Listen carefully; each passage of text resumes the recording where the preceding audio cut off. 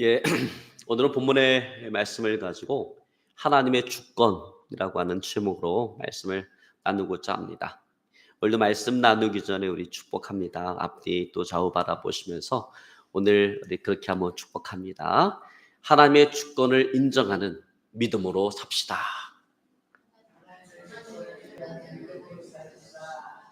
아멘. 여러분 축복하라고 해서 축복하기는 했는데 왠지 그 축복이 이렇게 썩 마음에 와닿지는 않을 수도 있습니다. 왜냐하면 하나님의 주권이라고 하는 말이 우리가 일상생활에서 이렇게 자주 쓰는 말이 아니기 때문에 그래요. 그러나 그럼에도 불구하고 하나님의 주권이라고 하는 것은 우리 신앙생활에 있어서 대단히 중요한 겁니다. 그래서 오늘 이 시간에는 하나님의 주권이 의미하는 것이 무엇인지, 무엇이 하나님의 주권인지, 그 하나님의 주권의 의미를 우리가 이해를 하고 그 하나님의 주권을 인정하는 그런 믿음으로 살아가는 저와 여러분의 삶이 되어질 수 있기를 오늘 이 시간 주여를 축원합니다. 여러분 우리가 하나님의 주권이라고 말할 때 우리 일상생활과는 좀 거리가 멀 떨어져 있는 어떤 신학적 주제라는 그런 생각이 듭니다. 신학교 강단에서나 다룰 법한 아주 재미없고 딱딱한 그런 신학적 주제라는 그런 생각이 들어요. 하지만 우리의 일상생활을 우리가 자세히 들여다보면 하나님의 그 주권적인 의지가 실제 우리의 삶 가운데 실현되어져 가고 있는 것을 우리가 알 수가 있습니다. 우리는 그분의 주권적인 의지가 실현되어져 가는 과정 속에 그것을 우리가 깨달을 수도 있고요. 아니면 하나님의 주권적인 의지가 성취되어지고 난 이후 몇 년이라고 하는 시간이 흘러간 뒤에 그때 가서 그것을 깨달을 때도 있어요. 그래서 여러분 우리가 신앙생활 하다 보면 그런 얘기 많이 하잖아요. 그때는 몰랐는데 지나고 보니까 이게 다 하나님의 뜻이었어. 하나님의 계획하심이었어.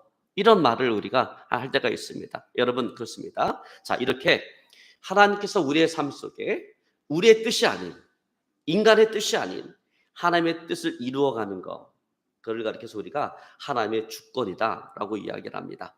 자, 그러나 우리가 이러한 하나님의 주권에 대해서 오해하지 말아야 될 것이 있어요.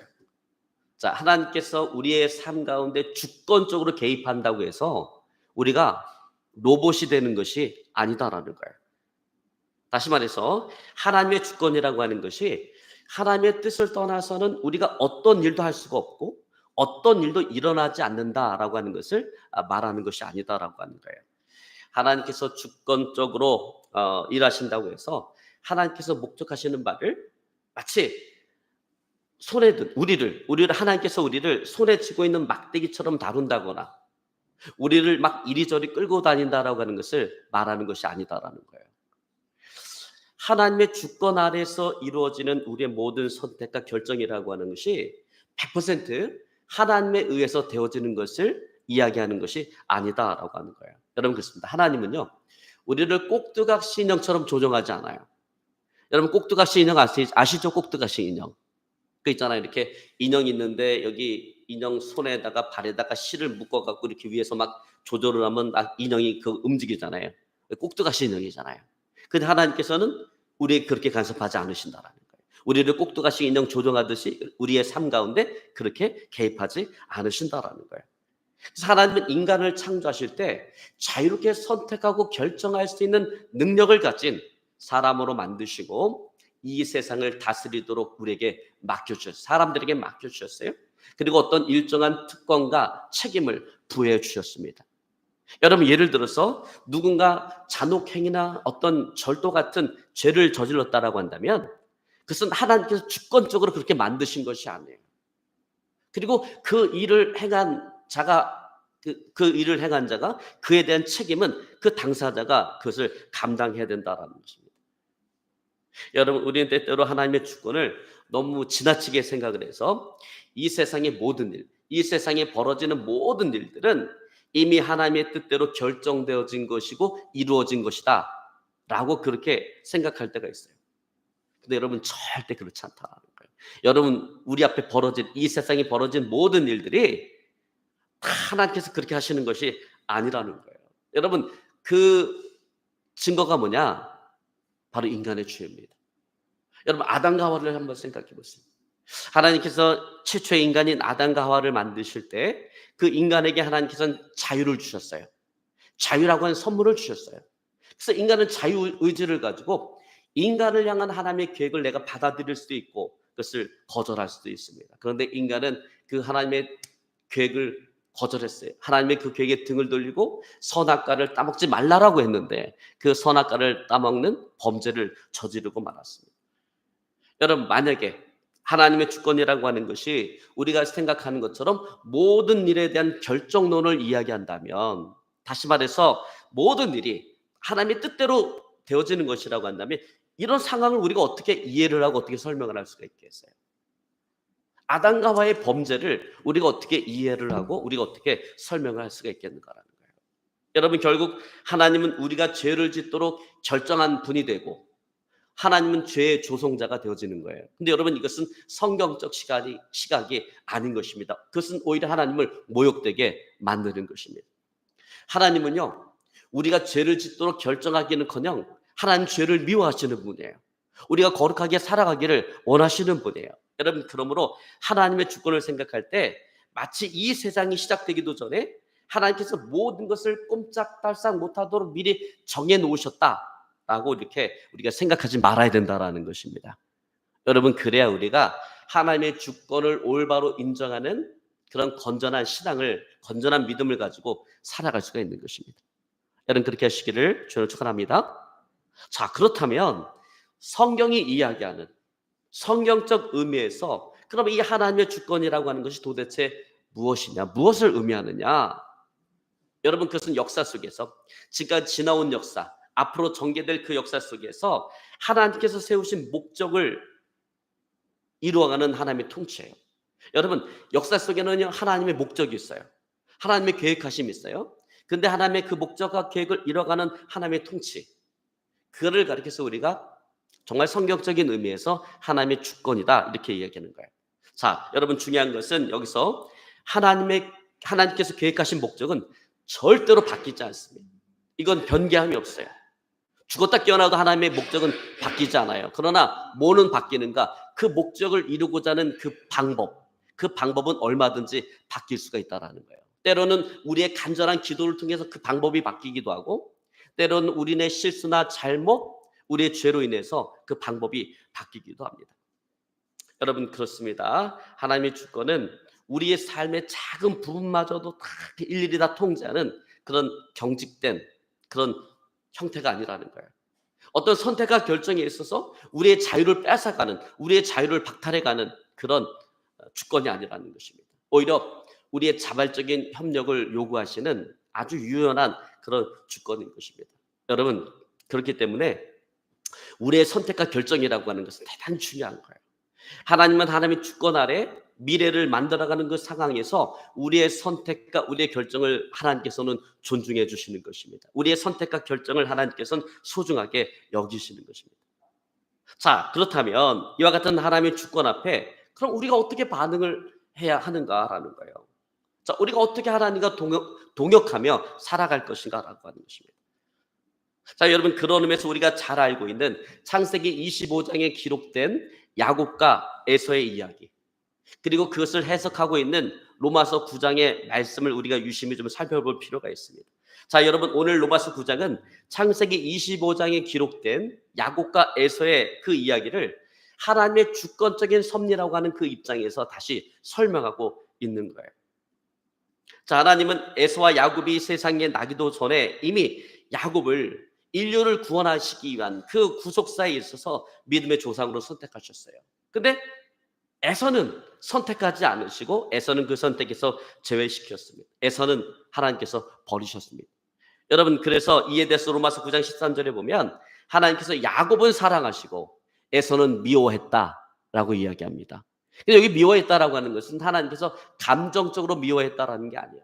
아니, 에서가 태어나기도 전에 어떤 잘못도 저지르지 않았는데 하나님께서 감정적으로 에서를 미워했다라는 얘기가 아니라 하나님께서 에서를 인간적인 그 자연적인 그 죄성 가운데 그냥 그대로 살도록 하나님께서 내버려 두셨다라는 거예요. 자연적인 죄성. 여러분 인간은 태어날 때부터 죄성을 가지고 태어나요. 근데 그런 자연적인 죄성을 가지고 그냥 살아가도록 하나님께서 방치하셨다라는 하는 것입니다.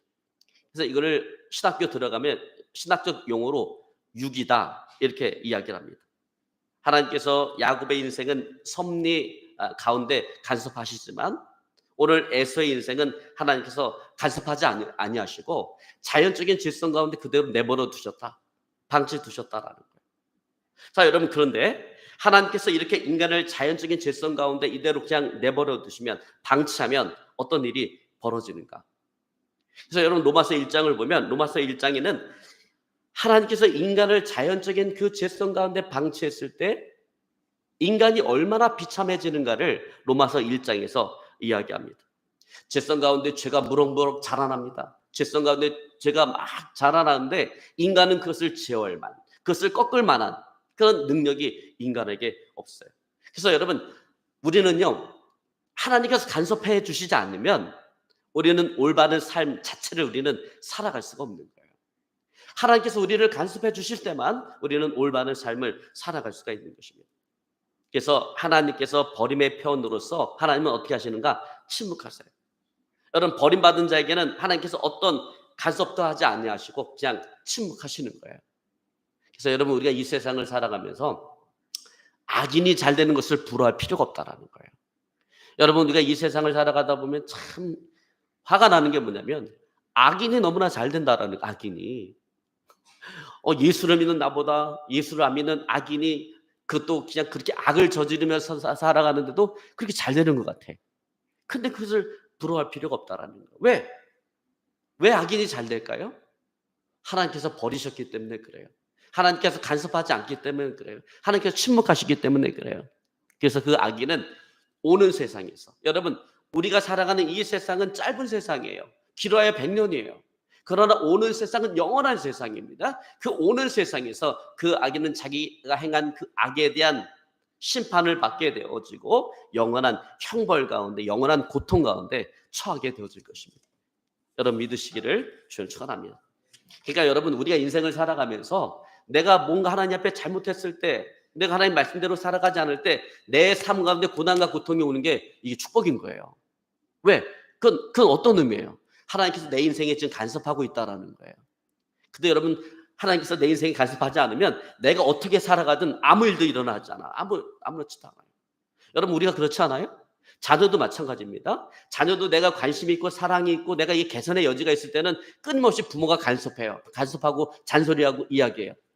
근데 부모가 도저히 안 되겠다. 버리면 그다음부터 잔소리하지 않습니다. 간섭도 하지 않습니다. 그냥 내버려 두는 것입니다. 하나님도 마찬가지라는 거죠. 여러분 창세기 27장에 보면 이삭이 나이가 많이 먹어서 이제 내가 하나님 앞에 갈 시간이 가까이 왔다라고 하는 것을 알고 이삭이 장자인 그 에서에게 장자의 기업을 이어갈 수 있도록 그 에서를 축복하기를 원했어요. 이때 이삭의 나이는 137세였고 쌍둥이였던 야곱과 에서의 나이는 77세였습니다. 에서와 야곱은 이삭과 리브가 사이에 아이가 없을 때 20년 동안 하나님께 간절히 기도해서 얻은 자녀들이에요. 여러분 부모가 아이가 없어서 20년 동안 간절히 기도해서 얻은 아들이니 이 아들이 얼마나 귀한 아들입니까? 근데 그 아들들에 대해서 하나님께서는 그들의 인생이 각각 어떻게 될지 그들이 어머니 리브가의 태중에 있을 때 아직 세상에 태어나지도 않았는데 그 어머니 리브가 뱃속에 있을 때 그들의 인생의 길이 어떻게 결정되어질 것인지 그를 어머니인 그 리브가에게 말씀해 주셨습니다. 여러분 그것이 창세기 25장 23절의 말씀인데 거기 보면 이렇게 말씀하십니다. 여호와께서 그에게 이르시되 두 국민이 내 태중에 있구나. 두 민족이 내 복중에서부터 나누이리라. 이 족속이 저 족속보다 강하겠고 큰 자가 어린 자를 섬기리라 하셨더라. 자 그런데 이 사건을 해석한 로마서 9장 13절 말씀에 의하면 하나님께서 야곱을 구원 역사, 인류를 구하기 위한 구원의 역사, 이 구속사에서 복의 근원으로 택했고 에서는 버렸다라고 이야기합니다. 자 여기서 이와 같은 모든 결정의 주체는 누구예요? 누가 결정한 거예요? 하나님이 결정하신 거예요. 그리고 이러한 하나님의 주권적인 선택은 절대로 바뀌지 않는다. 변개함이 없다라는 거예요. 자, 하나님께서는 하나님의 계획과 주권 가운데 모든 일들을 이루어 가십니다. 그러므로 모든 일의 주체는 하나님이세요. 하나님이 이루어 가세요. 여러분, 우리가 그거 믿으셔야 돼요.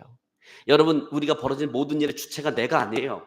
하나님이 주체시고 하나님께서 이루어 가시는 거예요. 여러분, 이게 우리 신앙에서 대단히 중요한 거예요. 이걸 내가 인정해야 돼. 이걸 내가 믿어야 돼요. 하나님께서 모든 것들을 이루어 가신다. 그런데 우리가 창세기 말씀을 보면 참 재밌는 게 뭐냐면, 이삭, 리브가, 야곱, 이들 모두가 마치 이 일에 자기가 주체인 것처럼 그렇게 그들이 행동을 한다라는 것입니다. 하나님께서 분명히 야곱과 에서의 운명에 대해서 그들이 어머니 리브가 복중에 있을 때, 그 뱃속에 있을 때 주권적인 예정의 말씀을 리브가에게 이야기해 주었습니다. 여러분, 그건 뭐예요? 두 국민이 내 복중에서 나눌 것이다. 이 족속이 저 족속보다 강할 것이고 큰 자가 어린 자를 섬길 것이다. 여러분, 큰 자는 에서를 이야기하는 거고 어린 자는 야곱을 이야기하는 건데, 야곱이 에서를 섬길 것이다 라고 하는 거예요. 자, 그리고 하나님께서는 이를 위해서 리브가 또 야곱 에서에게 이렇게 하라 저렇게 하라, 하나님께서는 그 역할에 대해서 이야기하지 않으셨어요. 마치 드라마에서 배우에게 어떤 배역을 주고 대본을 나누어 주는 것처럼 너희는 이 일을 성취하기 위해서, 이 일을 위해서 너희들은 이렇게 하라, 하나님께서 그 역할에 대해서 이야기해 주지 않았다라는 거예요. 자, 그러다 보니까 이삭은 전통적인 간습과 상습법에 따라서 장자인 에서를 축복하기 원했어요. 여러분, 우리나라도 그렇잖아요. 우리나라의 전통과 상습법도 어떻습니까? 장자 우선 아니에요, 장자? 재산을 나눠주더라도 장자에게는 거의 반을 주고 나머지를 갖고 형제들에게 나눠주잖아요. 근데 유대 나라도 마찬가지. 유대 나라도 그 전통과 상습법에 있어서 항상 장자를 축복합니다. 그래서 아버지 이삭은 장자인 에서를 축복하기를 원했어요. 그러나 어머니인 이 리브가는 자신의 기만책으로 야곱이 그 장자의 축복을 이어받기를 원했던 것입니다. 그래서 창세기 27장 8절에 보면 리브가가 야곱에게 이렇게 말을 합니다. 그런즉 내 아들아, 내 말을 따라 내가 네게 명하는 대로 하라. 여러분, 이처럼 리브가는 야곱에게 자기가 명하는 대로 하라라고 이야기합니다. 여러분, 리브가는 하나님의 주권적 그 예정에 대한, 야곱을 향한 하나님의 주권적 예정의 말씀이 있었잖아요. 그러니까 주권적 예정에 대한 그 말씀을 야곱에게 가르쳐주고 하나님의 주권을 믿는 그 믿음으로 순차적으로 모든 것들을 해결해야 되는데, 그렇게 하지 않냐고 오늘 리브가는 어떻습니까?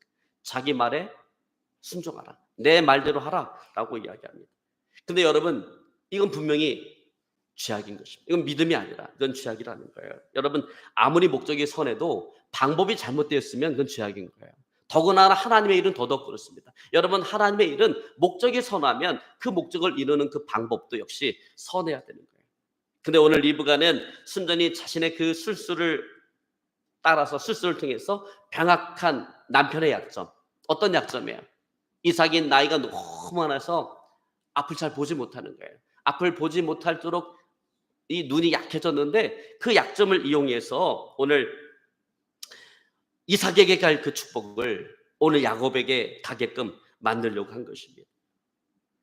여러분, 그녀는 지금 자신의 그 좋지 못한 인간적인 술책을 가지고 이 하나님의 일들을, 하나님의 그 계획하심을 이루려고 하는 거예요.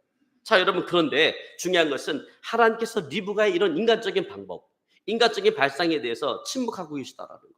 자, 여러분, 지금 그녀의 방법이 옳기 때문에 하나님께서 침묵하고 있는 거예요? 그렇지 않다라는 거예요. 그냥 하나님께서는 단지 오늘 리브가의 그 인간적인 방법, 인간적인 발상에 대해서 간섭하지 않고 있을 뿐인 것입니다. 여러분, 리브가 이와 같은 방법, 이런 인간적인 방법이 아니어도 하나님은 얼마든지 자신의 방법으로 자신의 목적을 이루어 가실 수 있는 분이에요. 인간의 그 어떤 것도, 하나님의 주권과 하나님의 예정을 그 어떤 인간도 그것을 방해할 수가 없는 거예요. 막을 수가 없는 거예요. 마귀도, 사탄도 하나님의 그 계획하심을 막을 수가 없는 것입니다. 여러분, 그러므로 인간이 취할 행동은 무엇입니까? 우리가 어떻게 행동을 해야 될까요? 하나님께서 어떻게 일하시는가를 우리가 살피면서 우리가 하나님의 때를 기다리며 현재 내 삶의 자리에서 우리의 정도의 길을 걸어가는 거예요. 믿음의 정도의 길을 걸어가야 되는 것입니다. 여러분, 그것이 바로 우리가 해야 될 일인 것입니다. 여러분, 어떤 사람은 창세기 27장에서 벌어지고 있는 이 상황에 대해서 리브가의 행동은 정당하고 마땅한 것이다라고 말하는 사람도 있어요. 아니 조금만 있으면 모든 축복이 이삭에게 아니 에서에게 넘어갈 수밖에 없는 이런 절박한 상황 속에서 오늘 리브가의 그 같은 행동은 그것은 합당하고 마땅하고 정당한 것이다라고 이야기합니다. 그러나 이는 그렇지 않다라는 거예요. 그것은 인간적인 생각일 뿐이라는 거예요. 잘못된 것을 죄를 합리화하고자 하는 그냥 상황 논리에 지나지 않는다라는 것입니다. 그래서 여러분 사실 우리는 이 지점에서 우리는 믿음을 물어야 된다라는 거예요. 무엇이 믿음이냐라는 거예요. 여러분 우리가 인생을 살아가다 보면 이런 경우가 되게 많잖아요. 이게 하나님의 주권을 믿어야 되는데 내가 뭔가를 내가 하지 않으면 이게 안 될 것 같아. 내가 이걸 놓칠 것 같아. 이게 좋은 기회가 왔는데 여기서 우리의 믿음이 필요한 것입니다. 무엇이 믿음인가? 도대체 무엇이 믿음인가? 여러분 물론 하나님의 살아계신가 자기를 찾는 자에게 응답하시는 것을 믿는 거 믿음이죠. 근데 여러분 그 중심에 가장 중요한 것은 그 중심에 뭘 믿어야 되는가? 하나님의 주권을 믿어야 된다는 거예요. 하나님의 주권을 믿는 것.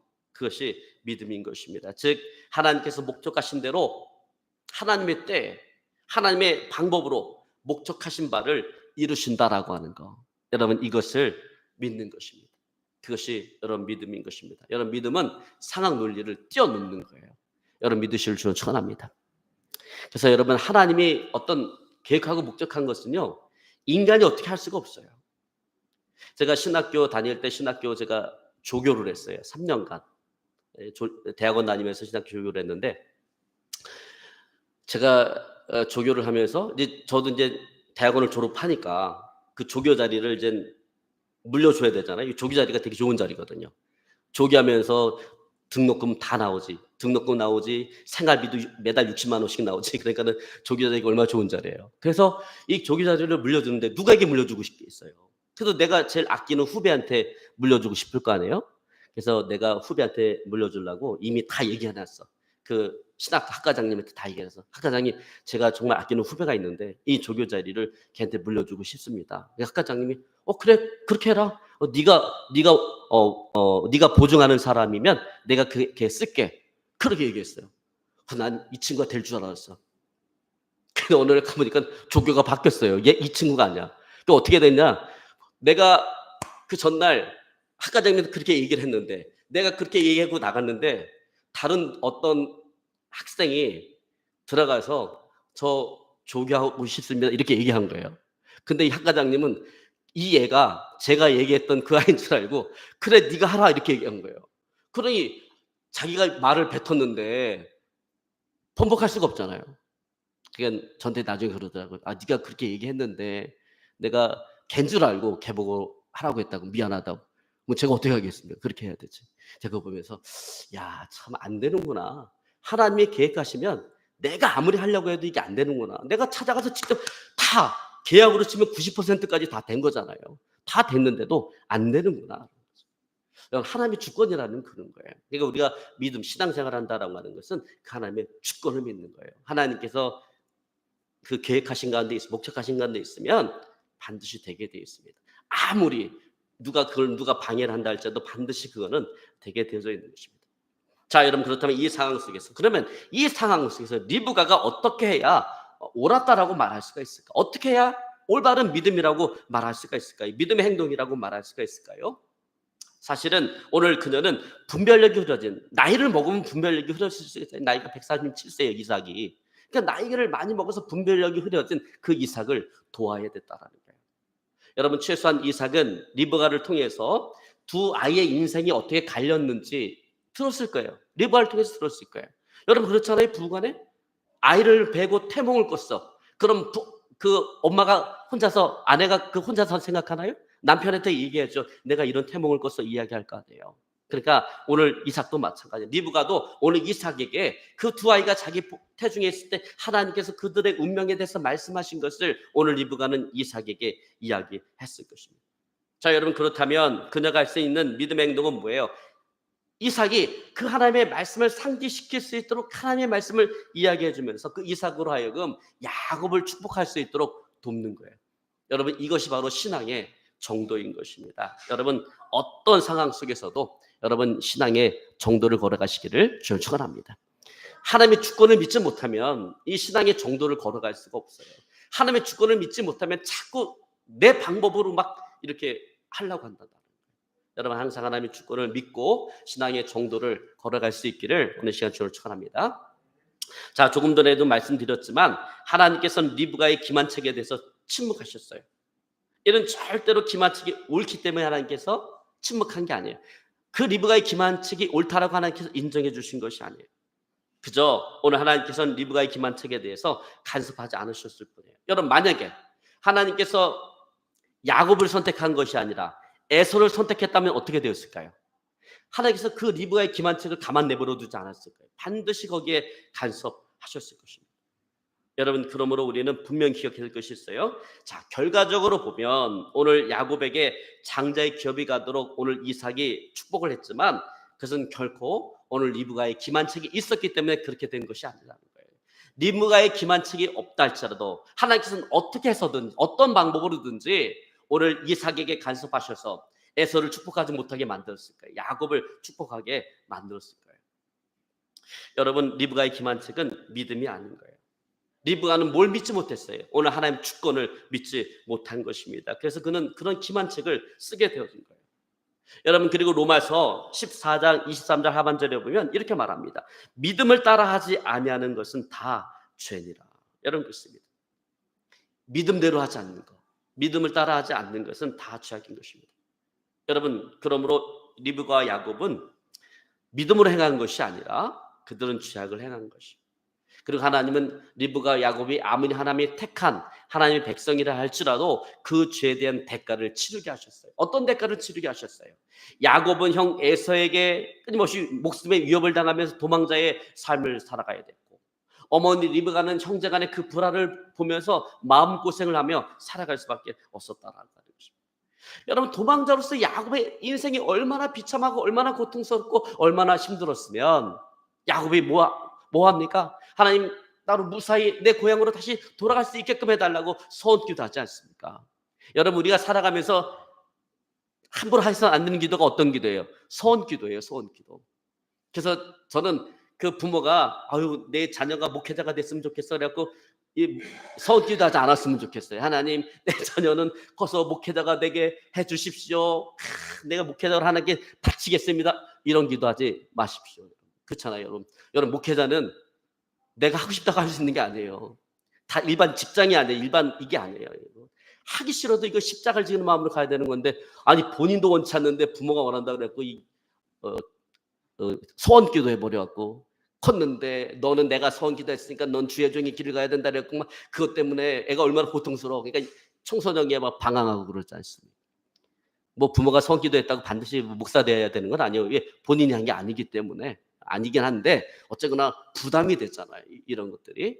그래서 서원기도를 함부로 하면 안 되는데 오직 했으면 오늘 야곱이 하나님 앞에 서원기도를 했겠는가. 그 인생이 얼마나 힘들고 고달프고 어려웠으면 서원기도를 했겠는가라고 하는 것입니다. 여러분 그러므로 우리는 어떤 경우에도 하나님의 주권을 인정하고 정도를 걷는 믿음의 삶을 살아가야 되는 것입니다. 여러분 그것이 바로 우리가 하나님과 동역하는 그런 길인 것입니다. 그런 저와 여러분의 삶이 되어줄 수 있기를 오늘 시간 주를 축원합니다. 여러분 하나님은 인류 역사를 하나님의 주권 가운데 운행해 가세요. 구속의 역사는 그 누구도 막을 수 없어요. 어떤 인간도 막을 수 없어요. 어떤 독재자도 어떤 악인도 막을 수 없어요. 마귀도 사탄도 그 하나님의 주권적인 그 계획하신 주권을 막을 수가 없는 것입니다. 여러분 인류의 역사 속에 하나님의 뜻은 도저히 흘러가는 거예요. 지금까지 흘러왔고 앞으로도 하나님의 뜻은 계속해서 흘러가게 되어 있는 것입니다. 여러분 그렇습니다. 우리를 구원하시고자 하는 구속사의 주체는 내가 아니에요. 하나님이신 것입니다. 저 여러분 우리는 그 역사에 택한 자로 쓰임받는 축복받은 자인 줄로 믿습니다. 여러분 그러므로 내가 나의 지혜로 나의 힘으로 나의 능력으로 하나님의 역사를 이루고자 할 때 우리는 리브가와 야곱처럼 피곤한 인생을 살아갈 수밖에 없는 거예요. 그리고 이런 행동 하나님께서 기뻐하는 행동이 아닌 것입니다. 그래서 여러분 우리의 인생을 살아갈 때 하나님보다 앞서가면 안 돼요. 항상 하나님보다 앞서가면 인생이 고통스러운 거 힘든 거예요. 하나님보다 앞서가지 말고 항상 하나님께서 열어주시는 만큼만 그렇게 가시길 바랍니다. 그래서 저도 목회를 사람이 욕심 있잖아요. 야망 있잖아요. 욕심대로 목회를 욕심대로 막 하고 싶지 않아요. 한번 경험해 봤기 때문에. 그래서 하나님께서 열어주신 만큼만 가자. 하나님께서 나에게 열어주신 만큼만 가자. 하나님 뭐 앞서가지 말고 열어주신 만큼만 가자. 여러분, 그래서 항상 하나님께서 인도하시는 대로 그 길을 따라가시기 바랍니다. 하나님보다 앞서가지 마시기 바랍니다. 하나님이 주권자예요. 모든 주권을 하나님께서 가지고 계십니다. 하나님께서 주권자이시기 때문에 항상 하나님께서 열어주시는 것만큼만 따라가시는 저 여러분의 삶이 되어질 수 있기를 주를 축원합니다. 그래서 우리는 모든 일을 역사의 주권자 되시는 하나님께 맡기고 하나님의 역사를 따라가는 삶이 되어야 돼요. 여러분, 그래야 우리가 평안함 가운데 거할 수가 있는 것입니다. 여러분, 그렇습니다. 하나님의 주권과 예정은 인간의 실수나 연약함, 그 죄에 의해서 실패하지 않는다, 방해받지 않는다라는 거예요. 내가 없어도 하나님은 하나님의 일을 이루어 가신다라는 것입니다. 여러분, 그러므로 중요한 것은 하나님께서 나를 쓰실 수 있도록 나를 온전히 내어 드리는 거예요. 여러분, 이를 위해서 우리는 하나님께서 지금 우리를 지금 어떻게 일하고 계시는지를 우리가 분별할 수 있어야 된다라는 거예요. 하나님의 뜻이 어디에 있는지를 우리가 분별할 수 있어야 된다라는 것입니다. 여러분, 그러기 위해서는 하나님께서 우리에게 말씀하시는 그 모든 채널을 항상 염두에 두고 살아가야 돼요. 여러분, 하나님께서 우리에게 말씀하시는 채널이 한 가지만 있는 게 아니에요. 여러 가지 채널을 통해서 우리에게 말씀하세요. 때로는 초자연적인 성령의 내적인 음성과 어떤 성령의 내적인 증거를 통해서 우리에게 말씀하세요. 네가 어떻게 살아가길 원하시는지 우리에게 말씀하실 때가 있어요. 한 번은 지방의 목사님하고 막 대화를 나누는데, 목사님이 참 인격적으로 훌륭하신 목사님이야. 근데 막 이야기를 나누다 보니까 여러분, 영적인 나이라는 게 있어요. 딱 이야기를 나누다 보면 이 사람의 영성이 어느 정도 되는 거, 이게 견적이 나와요. 근데 얘기를 나누는데 목사님의 인격은 너무나 훌륭한데 영적으로 너무나 어려. 그래서 얘기 나누다가 이러고도 어떻게 목사가 됐지? 제가 속으로 이런 생각을 하는데 성령께서 제 마음속에 탁 지금 뭐라고 말씀하시냐면, 동료 목회자를 존중하고 존경해라. 네가 너 된 것이 너의 노력으로 된 것이 아니라 나의 은혜로 된 것이지 않냐. 네가 자랑할 것이 없는데 왜 네가 그 영성이 이렇게 어리다고 네가 무시하려고 하느냐. 목회자를 존중해라. 그 음성이 제가 생각한 게 아닌데 마음속에 탁 차고 올라오면서 그때부터 존중하자. 아무리 영적으로 어려 보인다 할지라도 목회자를 함께 부르셨으니까 하나님께서 그도 만들어 가시는 종이잖아요. 나를 만들어 가듯이 그도 하나님께서 만들어 가시는 종이기 때문에 존중하자. 그런 마음을 가진 적이 있습니다. 여러분, 이렇게 하나님께서는 초자연적인 성령의 내면 음성, 내적인 증거를 통해서 우리에게 말씀하시고 우리를 인도하실 때도 있고요. 또 때로는 환경을 통해서 우리에게 말씀하실 수 있어요. 환경을 가지고 막 몰아가. 어떤 하나님의 계획하시는 가운데로 우리를 환경적으로 막 몰아가실 때가 있고요. 또는 성숙한 그리스도인과의 상담을 통해서 우리에게 말씀하실 수도 있고, 때로는 어떤 사람과의 대화를 통해서 그 대화 가운데 우리에게 말씀하실 수도 있다라고 하는 거예요. 한 번은 저희 아이들이 되게 어릴 때예요. 그 막내 요한이가 2살, 큰애 혜린이가 4살 때인데, 막내 요한이가 감기가 걸렸어. 그래서 제가 교회를 출근하면서 저희 사모에게 애 데리고 병원 한번 가봐 이렇게 얘기했어요. 근데 그 말을 딱 들은 혜린이가 뭐라고 얘기했냐면, 기도해야지 이러는 거예요. 그 순간 그 말이 저에게는 하나님의 음성으로 팍 부딪혀오는 거예요. 그 말을 탁 듣는 순간 내 안에서 성령께서 책망하시는 거예요. 너는 목사라는 인간이 기도할 생각은 안 하고 무조건 병원이냐? 기도하면 낫는다는 믿음이 내 안에 없느냐라고 하는 그 책망으로 저에게 막 다가오는 거예요.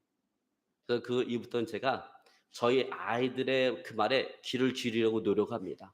그 이유는 단지 가족이기 때문이 아니라 그 아이들 하나하나가 특별한 경우에는 하나님의 메시지를 나에게 전달해주는 하나님의 도구로 쓰임받을 수도 있기 때문에 항상 아이들의 그 말에도 제가 귀를 기울이려고 노력하고 있습니다. 여러분, 근데 중요한 것은 그거예요. 우리가 하나님의 주권 가운데 하나님의 인도하심을 구할 때 모든 여러 채널을 통해서 나에게 다가오는 그 모든 것들은 항상 성경에 기록된 하나님의 뜻과 일치해야 된다라는 거예요. 마지막으로 이게 하나님의 뜻이 맞나? 검증하는 것은 결국 성경이라는 거예요. 성경에 기록된 하나님의 뜻과 이것이 일치해야 된다는 거. 일치해야 된다는 거. 이걸 기억하는 게 중요합니다. 여러분, 왜냐하면 하나님의 뜻은 결코 그분의 기록되어진 그 말씀과 어긋나지 않기 때문에 그래요. 그래서 여러분 때때로 우리가 내가 어떤 음성을 들은 것 같아. 어떤 성령의 음성을 들은 것 같아.